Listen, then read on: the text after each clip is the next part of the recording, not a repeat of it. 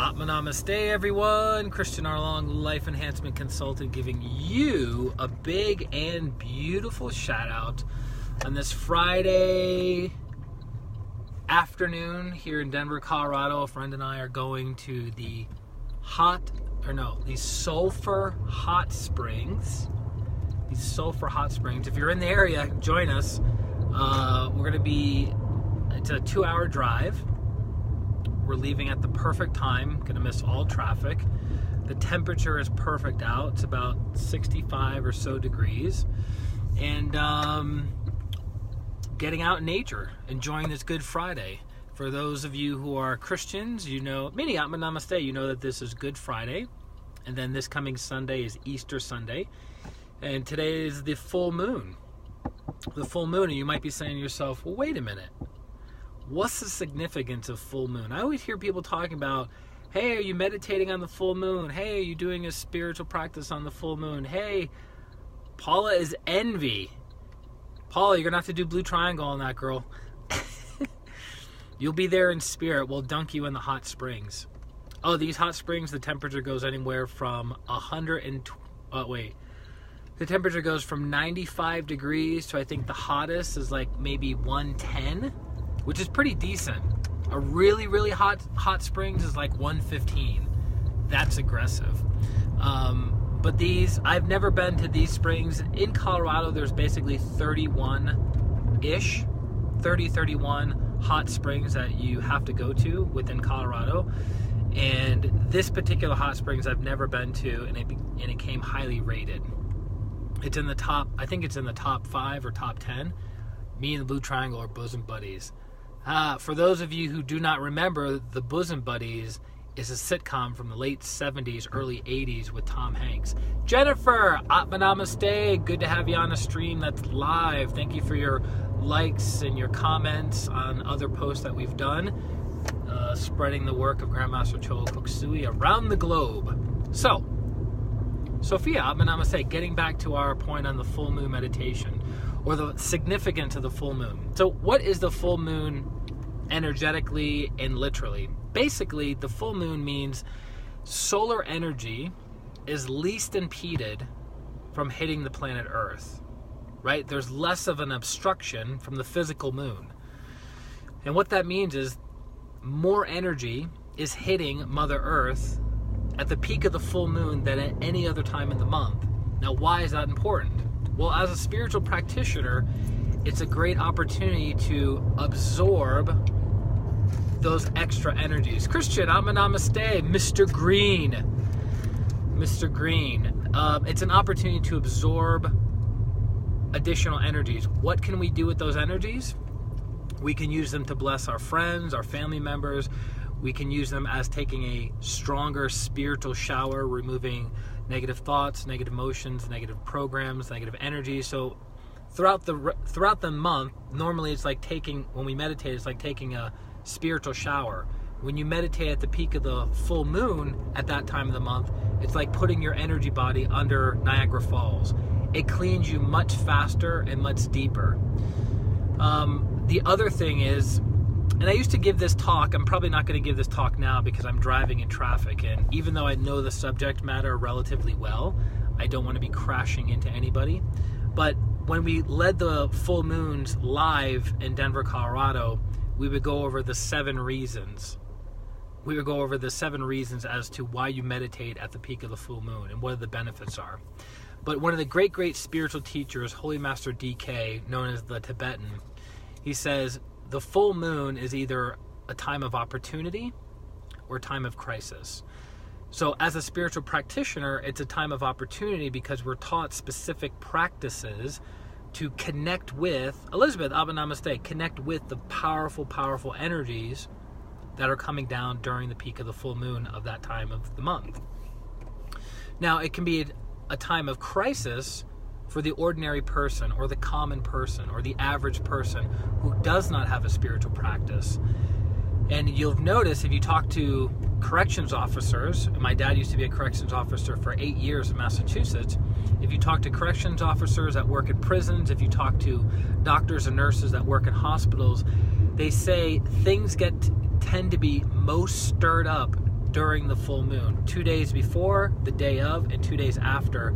The most pregnancies occur, the most stabbings, shootings, car accidents, and fights in the prison system happen around the full moon. Why? Because it means there's more energy available, and most people don't have clean energy. Most people have not learned practices and tools to keep their energy clean, to keep their stress levels low. So when you add spiritual energy to those stress energies, it has a tendency to magnify that within the person's system. So if they have a little bit of agitation, it makes them more agitated. If they have a little bit of anger, it tends to make them more angry. If they have a little bit of sadness, it has a tendency to make them more sad, right? It magnifies what's already in that person's energy body. But if you have a clean energy body, if you have a strong energy body, if you're feeling really good the first few days before the full moon, and you do your meditation practice at the peak of the full moon, you're going to have even more joy, more happiness, more inner peace, more stillness, more expansion. That's another great benefit of meditating at the peak of the full moon. And if I remember correctly, the peak of the full moon was earlier this morning, like 3:30 or 4 o'clock this morning. I don't have the number directly in front of me, but that's what I mean by meditating at the peak. Literally at the peak of the full moon, you're going to get or derive the most benefit from. There's this weird thing that when you're getting onto the highway in Denver, they have these little stoplights, and they flash green or red to go, oh, don't get onto the highway just yet. Wait 5 seconds or wait 10 seconds. And I've never seen them being, I don't know, that effective. It doesn't really seem to matter. It's one of the few cities I've traveled to in the country that actually has these. So maybe they're effective, maybe they're not. I'm not quite sure. Daksha, namaste. Welcome to the live stream. So the nugget that I'm passing on to you guys who are watching the stream is, do a meditation today. Whatever it is. Whether it's visualization, whether it's chanting, whether it's prayer, whether it's a pranic healing meditation like Twin Hearts, whether it's your Arhatic Yoga meditations, the higher meditations, whatever it is, now is a great time to do your spiritual practice. Kalawati, Atma Namaste, welcome to the stream. I haven't seen you on for a hot minute. Good to have you on as always. So take advantage of those energies, because one of the meditations that's going to be coming up next month, which is called the Wesak Festival, which is it's the longest ongoing meditation in human history. It's been going on for over 2,500 years in conjunction with the Lord Buddha. And millions of people around the world, even non-Buddhist, celebrate this meditation collectively. And this coming year, it's going to be May 18th. May 18th is the full moon of Taurus. And meditating at the peak of the full moon of Taurus is equivalent to meditating every single day for 30 days. So the amount of energy that you generate over a 30-day period can be duplicated in one 8-minute meditation. So think about the return on energy and the return on your time. Now granted, we don't want you meditating just once a month, but if you're only going to meditate once a month, you want to meditate at the peak of the full moon. So the 3 most powerful full moons of the entire year are right now. The full moon of Aries, right now, this month, today. The full moon of Taurus, which is in conjunction with the Wesak Festival, which is May 18th of next month. And then the following month is the full moon of Gemini. So the full moon of Gemini is the second most powerful. The third most powerful is today, the full moon of Aries. So for those of you who are sensitive, for those of you who have a spiritual practice that you do regularly, you can definitely notice a difference of meditating today versus meditating other days throughout this month. I did my spiritual practice early this morning before I had a client, and I'm not going to lie, it was kind of hard coming back. In fact, I'm still kind of partly in my body as I'm driving here in traffic, and then partly somewhere else, right? My consciousness seems a little bit divided right now. But that's okay. It's all good. Being in the hot springs will probably bring me back into my body because I'll be very close to Mother Earth, be connecting with the ground prana, be connecting with the air prana, be connecting with solar prana, so that all those things are helping you get back into your physical body. Traffic isn't so bad. So there's the main highway that goes through Denver is called 25, right? That's the main highway that goes through Denver, Highway 25. And it's very interesting because you know how you have rush hour traffic? You're like, oh, from this time in the morning to this time in the morning, it's rush hour. And then in the evening, from this time to this time, it's rush hour in the evening. That's not really the case on I-25. It can have traffic at any time of day or night. It's very strange. So just when you're thinking, oh, I'm totally going to miss traffic, it never seems to work out that way. And I think partly it's because, A, every quarter, thousands of people are moving to Denver. So traffic gets worse every quarter. B, a lot of people are high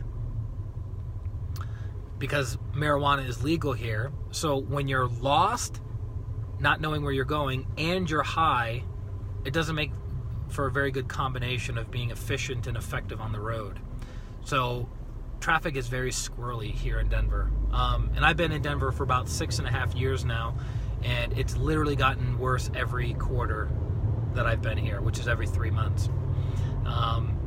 It's very strange. So, that being said, if you are looking to jumpstart your spiritual practice, your meditation practice, if you're looking to squeeze as much spirituality out of your incarnation as possible, Shivram, Atma Namaste, I would recommend jumping on to a meditation. If you go to, I don't have it in front of me, but if you go to pranichealing.com, there is a full moon meditation tonight that you can log on to. And the cool thing is, the more people that are meditating at the same time, the stronger the effect, the more energies that are brought down, the more transformative the experience will be for each and every person, versus meditating by yourself or meditating in a group of 2 or 3 people. Ooh, ambulance. Ambulance is on the prowl. He's driving in the breakdown lane. So, but if you go to Pranic Healing, Amanda, Atma Namaste. Do you know Amanda? So if you go to pranichealing.com, you can tap into the meditation that the group is part of. And it'll be very strong, it'll be very powerful for you. I sent the link out to a few people today, and that's it. So, that being said, if you or somebody you know, love, and trust is in need of healing, and it could be physical healing, like, let's say, lower back pain, let's say sciatica, migraines, toothaches, something along those lines, and they need a quick physical healing, then I would recommend reaching out, going to ChristianRLong.com/services. My specialty in pranic healing is emotional and mental ailments and conditions like anxiety, phobia, depression, suicidal tendencies. Did I say addictions? Addictions would be one of them. Sangeeta, Atma Namaste. So that's my specialty. So if you or a loved one or a coworker is in need of healing, and we all are in some way, shape, or form, then you can either go to ChristianRLong.com/services, or you can send them the link to ChristianRLong.com/services and have them sign up for a session. 30 minutes of coaching, 30 minutes of healing. And a big thing is they have to be receptive. They don't have to believe in pranic healing. They don't have to believe in energy medicine. They don't have to believe in miracles, any of that. Sarah, namaste. But they have to be open and receptive for their own healing. And what do I mean by that? So let's say somebody comes to, they want to stop smoking, right? They're like, yeah, I hear this whole pranic healing thing can help with quitting smoking. But deep down, the person doesn't want to quit. Deep down, the person wants to keep smoking. They want permission from some authority or some outside source to keep doing what they're doing to kill and destroy their body. The healing rate for that person is going to be very, very slow, because deep down, they don't want to get better. Deep down, they want to keep smoking. Another thing would be, let's say a person is suffering from depression. Now, when this person is suffering from depression, what are they typically getting? They're getting attention. They're getting validation. They're getting excuses to continue doing what they're doing. It's not your fault, it's the depression. It's not your fault, it's what happened to you as a child, as a teenager, what have you, right? So by the person giving up their depression, right, that love goes away, that attention goes away, that validation goes away, that pity goes away. So even though somebody's might be saying, yeah, I no longer want to be depressed, I want to be joyful, I want to be enthusiastic, I want to be happy about life, right? Deep down, that may not be the case. Yeah, getting in the other lane, going fast, right? Namaste. Malvika, good to have you on as always. Okay, so is that making sense to you guys? That receptivity is very important. Receptivity is key for the person to get better, for the person's life to improve, for them to feel, for them to shift and move forward, right? And sometimes, actually not sometimes, most of the time, Sylvia, namaste, most of the time, the resistance the person has to being healed is subconscious. That's a bigger challenge. So consciously and verbally, they might be saying, yeah, I'm receptive. I want to move my life forward. Noha, namaste. I want to feel better. Joe, namaste. But subconsciously, these are called negative programs, limiting beliefs, calcified ideas. These subconscious programs are running in the background, keeping the person stuck. And they're very dangerous, and people can have them literally for their entire life. And they can look at the end of their life and go, wow, I never accomplished what I wanted to accomplish. I never moved that part of my life forward. I never had healthy relationships. I never made a lot of money. I never took care of my physical body or had a healthy physical body. All of those things are deeply rooted subconscious programs that the person is not aware of. That's why it's called subconscious. It's underneath their conscious thinking. So those we can work with. There are protocols of pranic healing to help remove subconscious programs that keep people stuck. But as long as the person says, look, I don't know if pranic healing works. I don't know if energy medicine works. I don't know if I can move my life forward using this methodology and this practice and modality, but I'm open and receptive to being healed. I'm open and receptive to moving my life forward. Mr. Green, what's up, son? I have to get ready for tonight. Have a beautiful full moon meditation. Many blessings to everyone. Thanks, man. Love you, fellow Arhatic yoga practitioner, a brother from another mother, father, and have an awesome full moon. But that's it, guys. So, number one, I love each and every one of you. Number two, make sure you meditate today, no matter what form of meditation you practice. Do that today at the full moon, because there's lots of energy available, and there will be for the next 2 days. And then number three, if you or someone else is open and receptive to moving their lives forward and being transformed, I highly recommend scheduling a pranic healing session over at ChristianRLong.com. 15 years of experience helping people move their lives forward, and that's it. So I will let you guys go.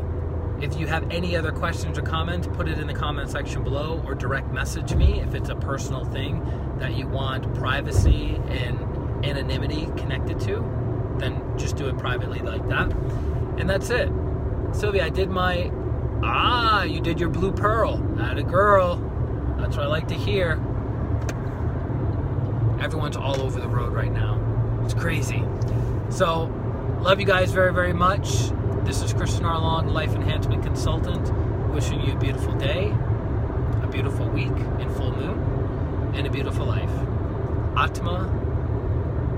Namaste. Bye-bye.